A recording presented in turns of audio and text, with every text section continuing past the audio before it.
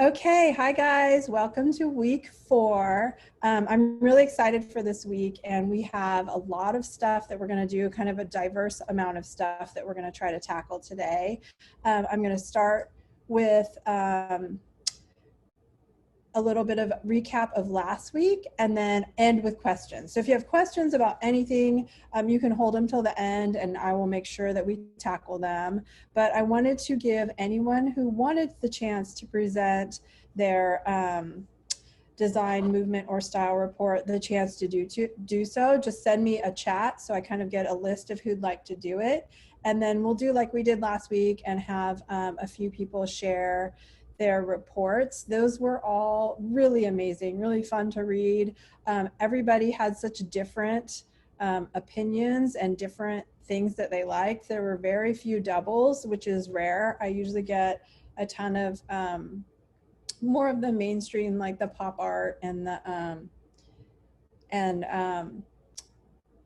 the minimalism and just some of the real famous ones come up. But we had a lot of diversity today. It was a lot of fun. I loved seeing the stuff about animation and cartooning, and then some architecture thrown in there, and the grungy, just kind of like graffiti style stuff was really fun to read about too. So thank you. Well done, everyone. And I'm really happy with those. So it looks like I have a couple of students who'd like to share their report. We're going to do that at the beginning so that then we can move into this week's content, which is the elements and principles of design. I want to cover that. I want to cover sketching, which I have a ton of stuff to show you guys. I want to touch on just copyright, just kind of, it's not the most fun subject matter, but from here on out, it's important for us to have a conversation about that. And then we'll wrap up with questions. So it's going to be kind of a big week and a lot of information, but it should be pretty fun. And we're going to try a different Zoom function that I haven't tried yet. I usually do this on the whiteboard in the classroom, and I'm not 100% sure how it's going to work. Bryson is going to help me out, and he doesn't know it yet. He's helped me out in class before, and I'm not 100% sure how we even do it, but we'll figure it out when we get to it. But for right now, I've got Josh, Christina, and Kenneth, who would all like to share their design, movement, and style report. A few minutes for each of them. I'm going to have Josh begin because he was the first one on my list. So we're going to just sit back. I've opened up screen share, Josh. So if you'd like to share your screen and then unmute your mic, you can go ahead and share your report. Sounds good. Okay.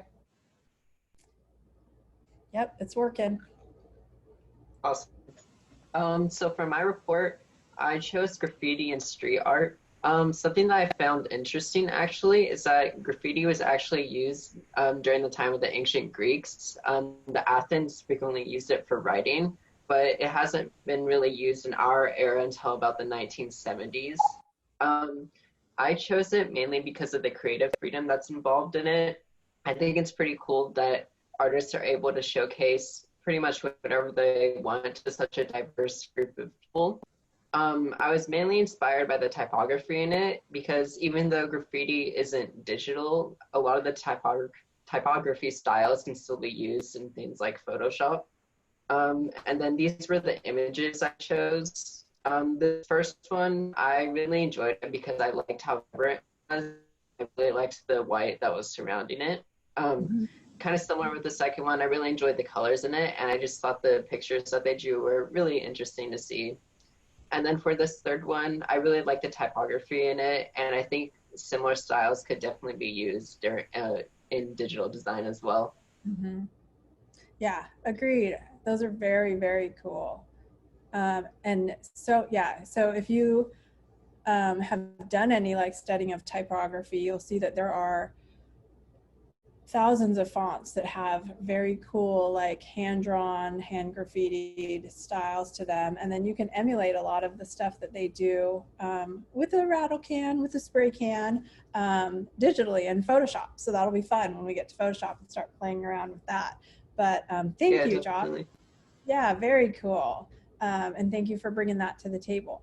Does anyone have any questions for Josh or comments?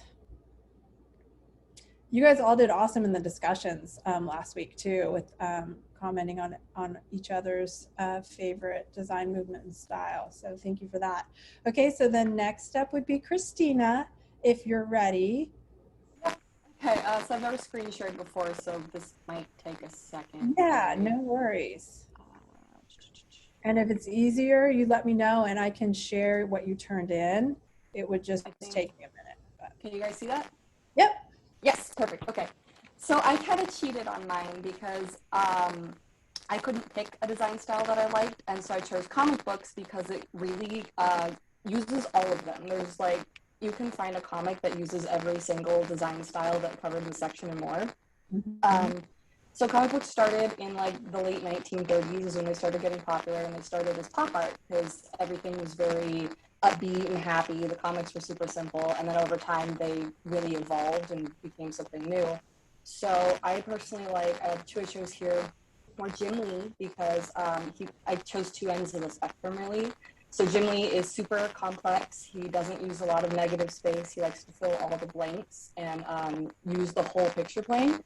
And David Aha, who uses kind of the opposite and has a minimalistic style. So I found those two to be like my favorite. So as you can see, this one was fun because he did it from the perspective of the dog. And so there's like what's it called? Word webs. There's no dialogue in a lot of his panels because he relies on the art as opposed to the words. So yeah. Very cool. I like that, the Hawkeye. Mm-hmm. With the almost like infographic style with all of the circles with the little scroll down one. Yeah, this one with all the little icons and the circles. Very, very cool. Very graphic design. But yeah.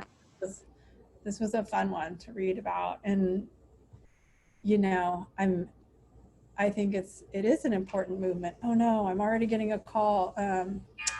Sorry. I'm already getting a call, Bryson. Bryson is going to host for me for a minute because my car is in the shop. I will be right back. If anyone has any questions for Christina, then if not, Kenneth is next. Be right back. Hello. Hi. Questions for Christina, I guess? No. All right. Who is next?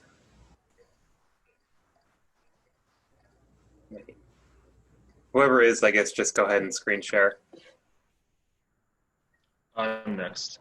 All right. Should we wait for her to get back, or I don't know? I'm pretty sure she wants us to just go ahead and start. So, all right. Yeah. I'm back. Sorry about that. Did you guys carry on? Are we good? How do I? Okay. Kenneth is sharing, right? Yeah. Okay, there you are. So screen share should be in the middle of the bottom of your kind of Zoom window. Yes. And then you should have, yep, there you go. Well done. And then, okay. Just like that? Yep, just like that. And then you open your report and it should show Okay, up. So the style I chose to do is digital style. Oh. Nice. Do you not hear me? Yep, we can see it. It looks perfect. Okay. Because my internet connection is really slow, so I don't know. Okay. We see your opening page with the tower and the pool. Yeah. So the style I did was the architectural style of brutalism, and it's not something I particularly like or anything. It's like, I don't know. I was at Cal Expo one day, and I was looking at the I saw those like big monolithic towers. Yeah. Raw concrete. I was like, I just wondered why they existed. I decided to do some research into them. I found the style of that was called Béton brut. It's French for raw concrete, and It's something like this. This is a pool in San Francisco. I drive by pretty frequently. It's a style of like raw looking concrete with lines everywhere. Yeah, casting lines. So, yeah, it's. I just admire the style for being so bold and trying to throw out all like conventional sign. So yeah, and I also did this report in like modern brutal basic formatting. So yeah, that's about it. Super cool. I was looking for a book that I have that's on this concrete. It's a map of all the concrete buildings in Tokyo or in Japan, because it was a thing over there too. And it is like, you kind of look at it and wonder what they were thinking when they built it. That's what I always think about Cal Expo. Even when I was a kid growing up here, I was just like, that is kind of ugly. I like the examples that you choose, especially that pool, because it's actually, and the book that I have on the Tokyo, I don't know where it went. It's somewhere. I have too many books. Has some that look like just plain old blocky office buildings, and then others that do have like an element to them that is attractive. And boy, they sure last forever.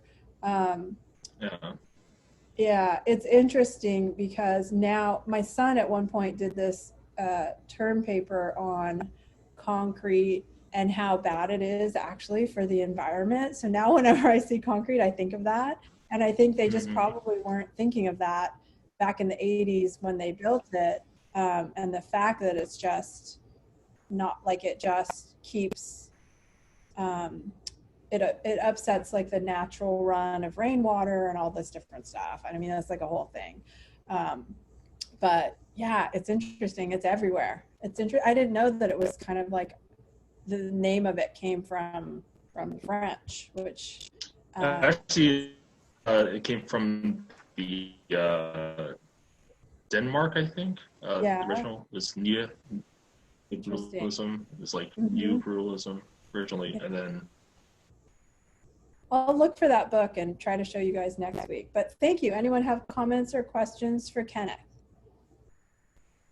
Okay, thank you to all of you guys for presenting. It's a big deal, and I appreciate it, and I think it just kind of adds something to our Zooms that, you know, it just adds a little bit to our little community that we have going here, and more than just me kind of talking at you, which is all fine and well, but I like to involve you guys too.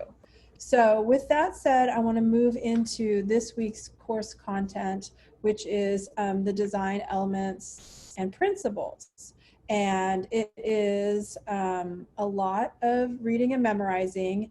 And what we've done in the past in class is talk about each of the elements, and then have each student or a volunteer just come to the whiteboard and do like a quick sketch of what they think that element, how it represents that element. For instance, the element of line. You would just go and draw whatever comes to your mind of what the element line means to you. And the reason that I did this, rather than just taking notes, you know, in like you would in a kind of a non-graphic class, this gives you the opportunity to create what's very important, and it's why I have sketching in this week's content.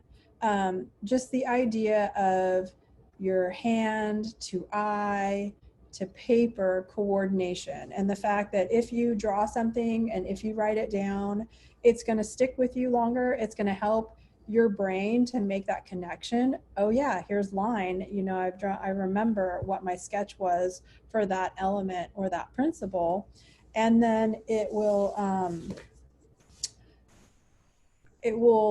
will then apply it when you're creating graphics of your own. And so that I want to do, and I want to try to do it in Zoom, because I know that there is a way that we can draw on. I can't remember how to do it, but we're going to play with it. And then, but before we do that, I want to talk a little bit more about sketching and how important it is as a starting point for your designs and the things that you create. We're going to do a project or like an exercise when we get to Illustrator where you will hand draw to complete logos. I've picked a selection of logos, cut them in half, and you're going to hand draw the other half of that logo. So, and they're mostly symmetrical. So it's real easy. You're just kind of flip-flopping it and drawing the other side. And what that does, once you go digital and are working on the computer, you kind of remember, oh yeah, that was just a half of a circle. And it gives you kind of a jump start on creating things digitally where you're using tools that are completely different from the physical world, and you're just moving a mouse around or moving a drawing, the drawing tablet pen around. And I have some books to show you that are to that end, because, and the reason that I got them is because I think sketching is very difficult for me. And while I teach it, it is a real hard discipline to enforce, even for myself, because I want to jump straight in and start with the computer, and it's not always the best thing to do. And it's sketching is a practice that you have to make yourself do, sort of like if you're a writer, journaling and just, you know, continually writing and just letting stuff happen naturally before it goes digital. So on my trip, I think I mentioned to you guys, I picked up some books, and I wish I could show you these in person, but these are by an illustrator, and it's actually, he's an animation guy and movie maker, but he has these books that show, and it's gonna be really hard, but everything starts as a sketch, and I love it.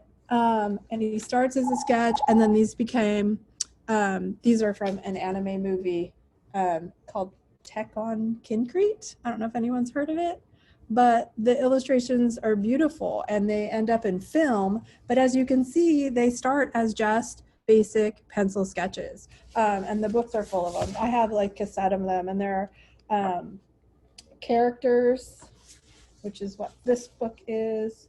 I don't know how well you guys can see this. Characters, and then the cities, which is my favorite one. This one has all of the cityscapes, because that's what always is the most fascinating to me in these anime movies is the backgrounds. The backgrounds are often just absolutely incredible. But he, you know, started as a sketch, and before he went digital, these all start as pencil sketches. And I wish I could just pass it around the room and let you guys all look at them, because they're amazing, and the landscapes are amazing. But sketching for days, it's super important. I also have this book that I wanted to show you guys. I know on my, I don't know if you noticed on my syllabus that I recommend Wiktionary and any of their design books. If you are interested in becoming a designer, Wiktionary is absolutely amazing. This is one that I have that's on the elements of design, dot, line, shape, basic elements of design and illustration. And not only does it have, you know, like finished products, but it kind of shows you how they got there. Books are expensive, but I'm going to show you the website for Wiktionary. Let me just share my screen real quick, because you can also just go on here and just kind of look at what they have. They're my favorite design books. Like, I've stopped getting any other design books except for theirs. But you can look in the book too, which is what I kind of like. You can just, the way that they do their website often reflects the content of the book itself. And you can see with this elements of design and illustration, they've got, you know, the primary colors and the use of repetition and alignment and line and shape and dot. but it's a really cool, I mean, if you're ever in a used bookstore, I've gotten several books that are Victionary books from used bookstores. I just always kind of like browse the design book section to look, but their website also gives you a peek inside their collection of books. So you almost, can get away with perusing them. And if you find one you fall in love with, then you buy it. But preview them, go to this website.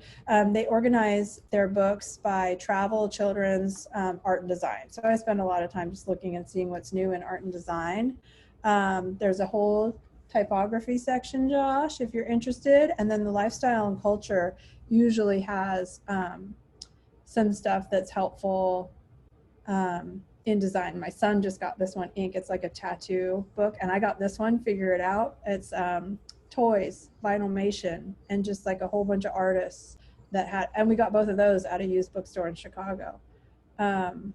Social media. Anyways, I put it in my syllabus and I mentioned, any book by Victionary, but I wanted to give you guys a quick little tour of them because they are worthwhile. I will sometimes just feel uninspired in a project and something that I've been given. I've used their cafe book, their signage book, and all, their identity book, logos and branding and whatnot, and just kind of look through it until I feel more inspired. So that's books.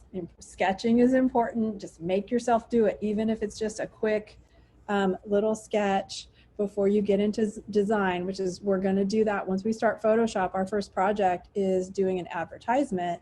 And the first thing that I want to see are your sketches on that advertisement. So that's my spiel on sketching. Those are some books that I would love to share with you guys in person, and I'm sorry that I cannot. But the Victionary website does let you preview a lot of their books. So there's that. And then I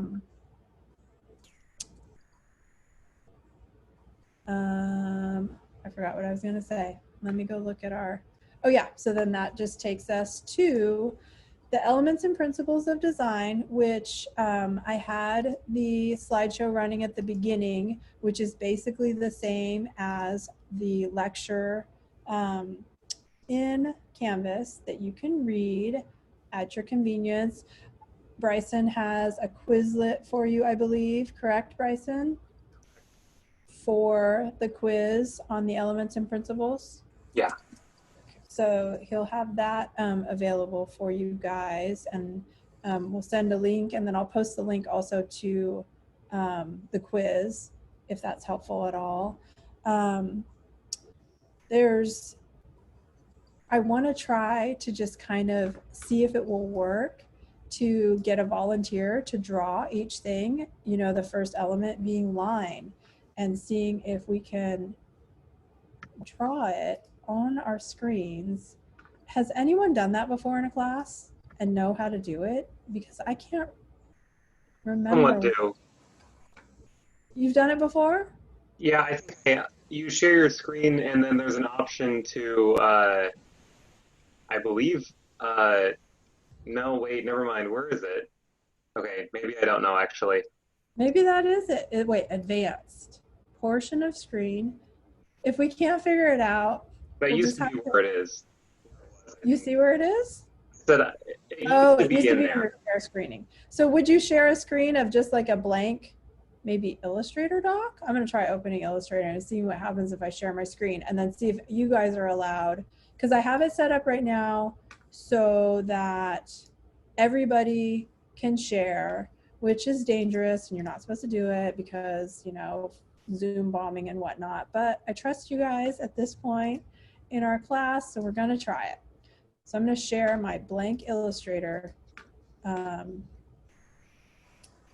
Illustrator, share. Okay, so now you all see my thing.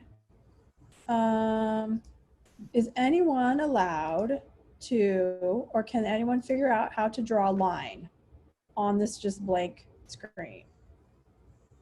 You should all have access to, okay, approve. Kenneth, let's see what happens.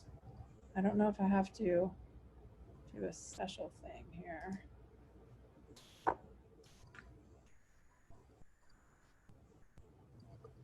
Is it letting you do anything, Kenneth?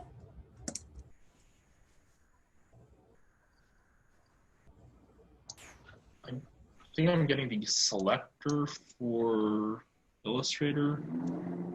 Can you, are you allowed to use any Zoom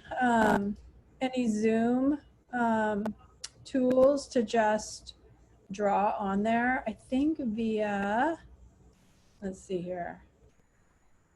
And maybe we can use the keyboard Dang. shortcut. What's the keyboard shortcut for a paintbrush? Or a paintbrush, B, or N for a pencil. N for pencil would probably be best because then that way you're just drawing. There used to be like a whiteboard function. In Yeah, Zoom. I don't know what happened to that. I don't either. I wonder if they took it away because of Zoom bombing. I mean, it's a possibility, right? Oh, wait.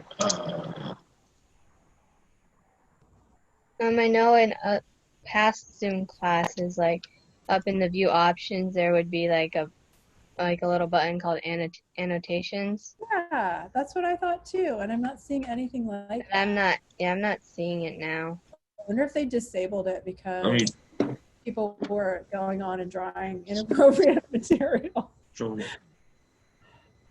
My brother says that oh, wait. maybe if the host has to enable it. Yeah, I don't see it anywhere in the software anymore.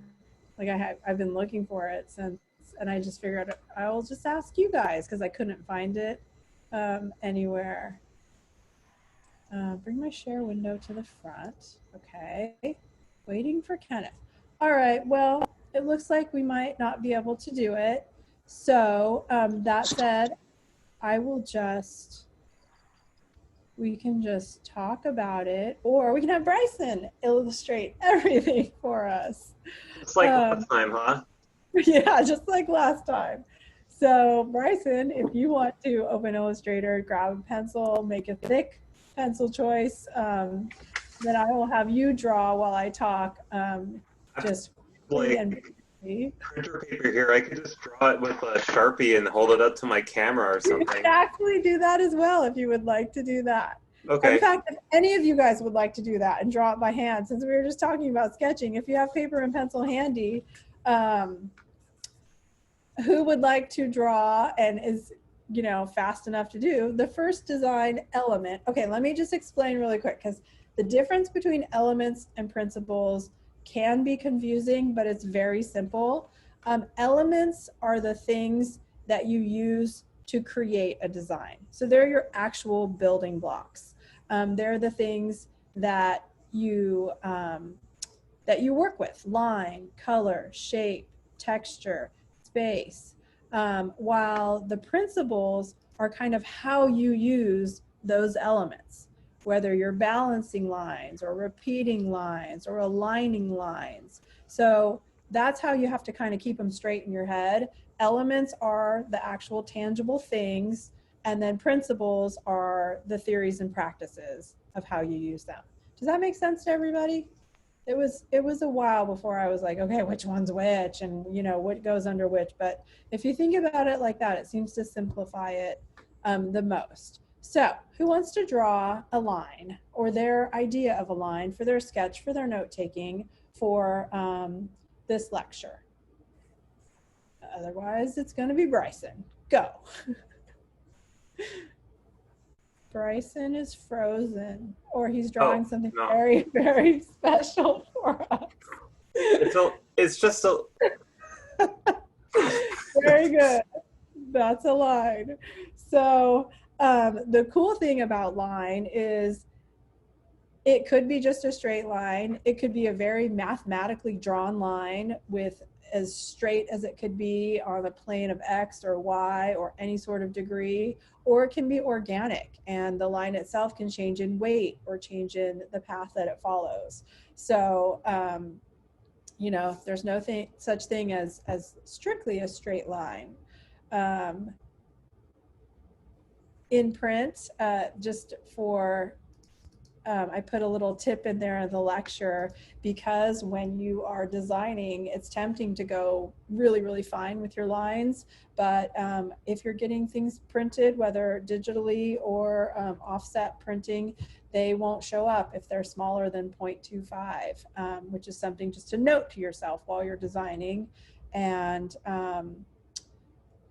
so I always think that that's interesting. Everything that relates back to print, I think, is interesting. Okay, so who would like to show what their sketch would look like of color for this lecture?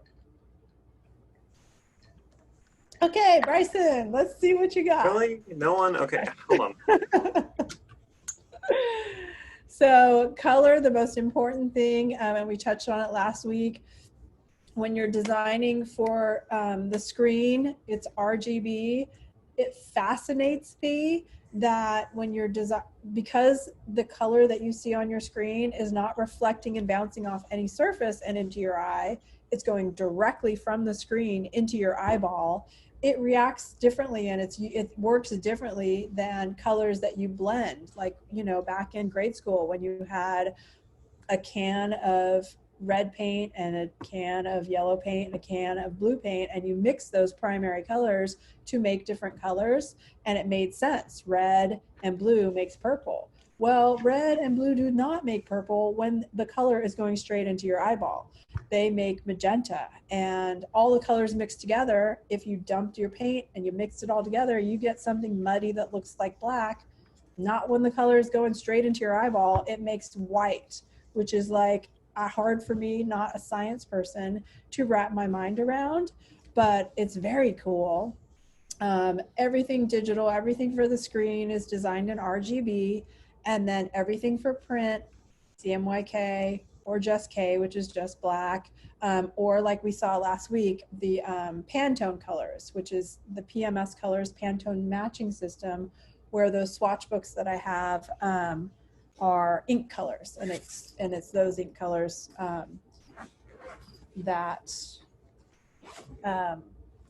print directly, these guys. So Bryson, what you got for your sketch? I'm sure you guys can all imagine what colors look like, but I drew some, so now you don't have to imagine it. No, you don't have to imagine it. Very good. Well done. Thank you very much, Bryson. That takes us to shape. Somebody other than Bryson, please share with us what your sketch of shape would look like for this lecture. Anyone? You don't need, there we go, Jackson. Thank you, Damien. Very good. And he has got our basic shapes: a circle, a triangle, a square. A shape is basically an enclosed area. It doesn't have to be a shape that we know by name, but it certainly, there certainly are their favorite ones. Thank you, Riley. Shape, it's looking good. I tried to include some psychological design kind of interesting facts about these things, because when you're designing, it is shapes like color also can have psychological impact, which I think is really cool. Angular shapes tend to be masculine, and you will see that out in the corporate world. Companies that have more of a masculine, like automotive stuff versus cafes and organic food products, which have a tendency to be more curvy and lend themselves towards the feminine. That's just how it's always been, and how it still is. I don't necessarily think either of those things go towards one sex or the other, because, you know, I love car stuff and I'm not into cooking at all. So that's just kind of what the book says. I love circles, and I think circles are a super fun shape to work with. I had a friend ask me years ago, if you had a choice, are you a circle or a square? Do you like a cube? Are you a box person, or are you a circle person? If you kind of think about it, usually you kind of can think of being one or the other, and I'm definitely a circle person. Organic, free-flowing, yet indestructible. I love some circles. So yeah, that's shape. Anyone have questions about shape, color, or line? Those are your three basic Elements, that's why the book starts with those three. The next is texture. This is a big deal in print design because you actually get physical texture. And the thing that you have to consider when you're designing for print right off the bat is your paper. Is your paper, is your final format for your design. My son, you guys know he's off to art school, and one of the first things they had them do in his studio class is go out into downtown Chicago around the Art Institute with these big pieces of art paper and some like a crayon and capture 100 textures just from the city, which is really fun. He found 60 something. That was the most he could find during the time they had. But when you're designing something for print, you think about your end product and you think about what kind of paper you're going to print on. You think about what kind of technique that you might incorporate into your final project. And with digital design and things that you do on the screen, it's a lot of fun because you're adding a visual texture, and it's not something that you can touch, but it still is applicable to what you're designing on the screen. And we'll see some of that when we get to looking at websites and web design. So anyone have a texture that they'd like to share? Just pop it up on their thing. Very cool. Yep. Well done, you guys. I love them. That looks really cool. And then the final element that I included just in our basics, like I mentioned at the beginning of the Canvas lecture, if you were just to Google design elements, you can get a list that's up from 5 to 12 elements long. I picked the 5 that we're going to work with, the 5 that are the most basic, the 5 that you want to remember. And the final one is white space. White space in design is very hard to convince clients to let be. In general, clients want to fill every single last square inch of space on something that a project that they are working on, but it doesn't actually lend any value. Filling every space doesn't lend value to an overall design. Having white space in your design gives your design a chance to breathe. For instance, if you look at the cover of this book, this little bit of white space gives this block of text its own little real estate to live in and bring attention to. If you filled this entire space, this would become difficult to read. This white space allows the title of the cover to align to one side and just gives it a visually pleasing kind of arrangement on the cover of this book. White space is super important. When we get to the principles, one of the principles, proportion and balance, I believe, are the ones, and proximity, all work with white space so that you give your design a hierarchy. So the viewer goes straight to see what's the most important, and then your design is ordering them which way to go to see what's next important, and then to see what's finally important. So white space is what does that. If you fill every last square inch of your creation, nobody knows where to look first. It makes things very difficult. That said, rules are meant to be broken. White space is not always white, and sometimes maybe your design does call for filling the entire page. So I say that with all of the principles that we're going to go to, and with everything in design. You learn the rules, you practice the rules, and then you know how to break them in an effective way. So that's my feelings on rules in general, but especially in graphic design. You learn them, you practice them, you know them by heart, and then you break them when it works for the design. Okay, let me see what you guys got for white space. Ooh, that's cool, Kenneth. Yep, I like it. Christina, let me see yours one more time. Yep, Very cool. So Christina, and there's 3 of you whose names are not showing up on your pictures. And I want to make sure your names are there so that when I do roll at the end, I don't know why they disappeared. And I know that you're here. I think Gina, yours isn't showing up. And How do you make that show up? oh, Christina, now I see it. I don't know.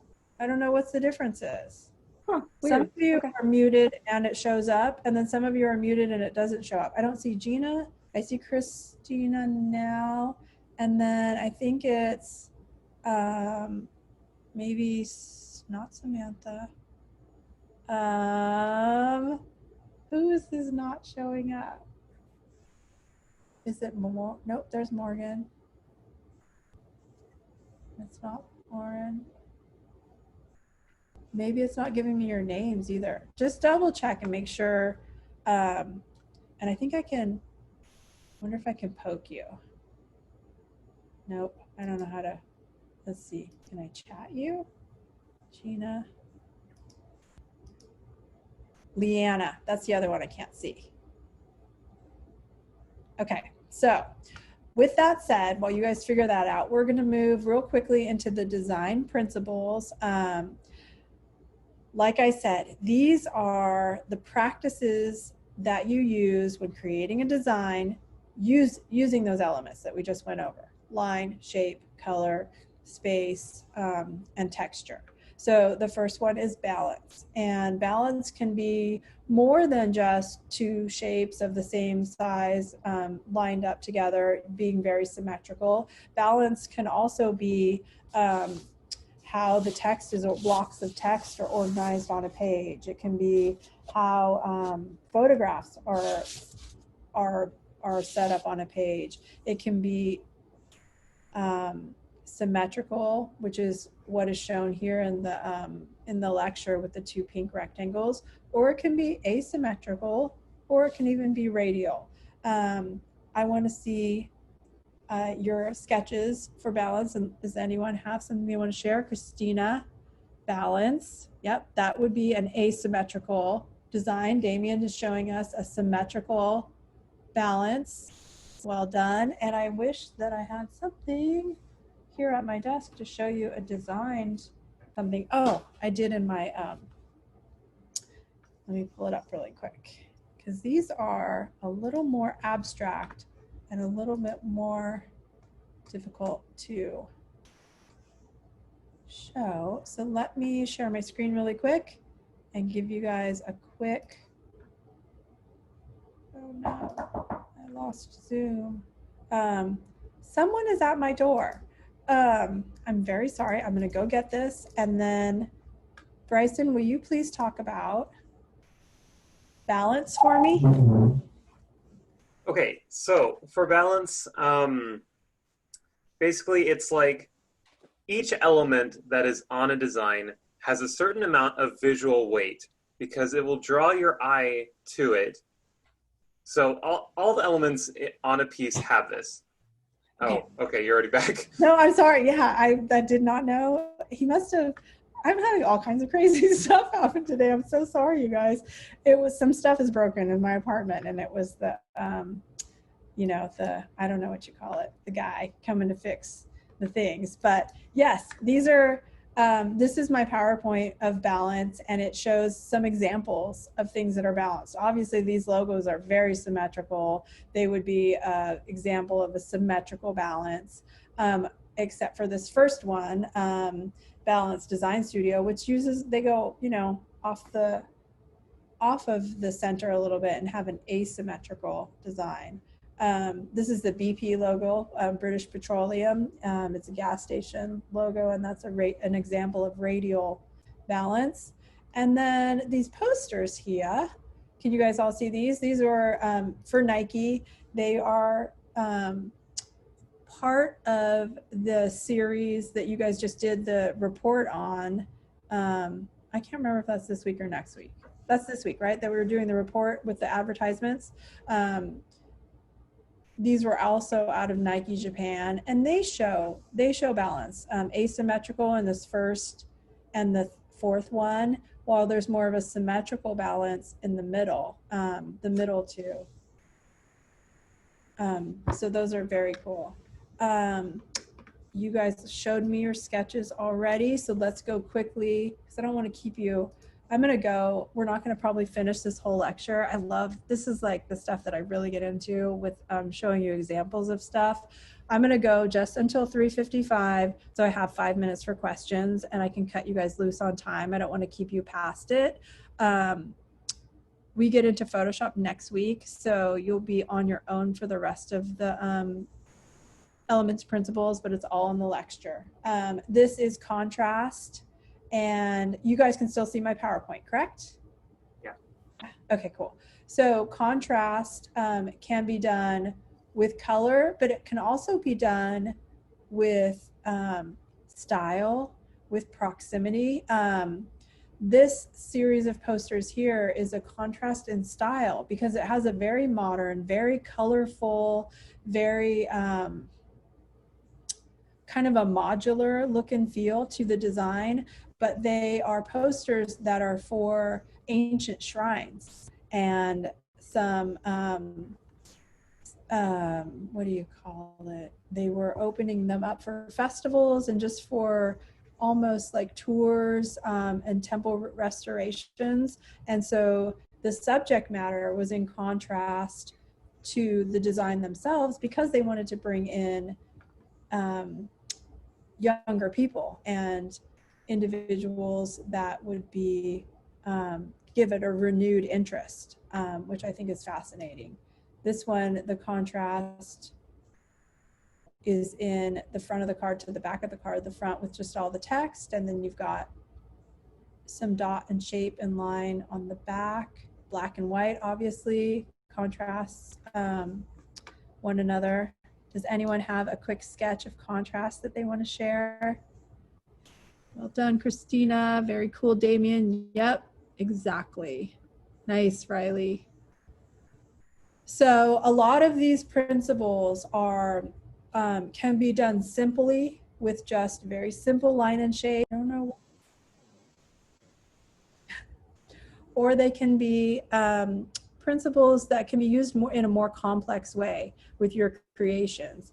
And once we start our first design, the advertisement in our Photoshop section, you guys will have a chance to not only use these elements and principles in the creation of your ad, but also to recognize them, see them, comment on them in each other's advertisements as we share them. So does anyone have any questions for me? I'm going to go ahead and call it there so I don't keep you forever. But I want to make sure there's time for questions. If you don't have any questions, you're free to go. And thank you. And, you know, I'm always here if you need me. But yeah, fun stuff. Thank you guys.